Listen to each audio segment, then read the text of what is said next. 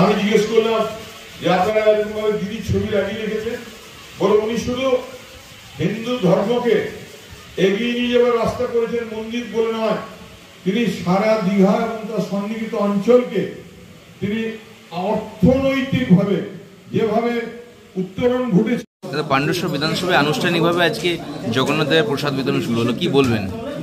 পাণ্ডবেশ্বরের মানুষ বাংলার মাননীয় মুখ্যমন্ত্রী মমতা বন্দ্যোপাধ্যায়ের অনুপ্রেরণায়, বাংলার মানুষের সহযোগিতায় দীঘার সমুদ্র তটে প্রভু জগন্নাথের যে মন্দির প্রতিষ্ঠা হয়েছে, প্রতিষ্ঠার দিন বাংলার মাননীয় মুখ্যমন্ত্রী মমতা বন্দ্যোপাধ্যায় বাংলার মানুষকে কথা দিয়েছিলেন যে জগন্নাথ দেবের প্রসাদ প্রতিটা মানুষের বাড়িতে বাড়িতে পৌঁছে যাবে।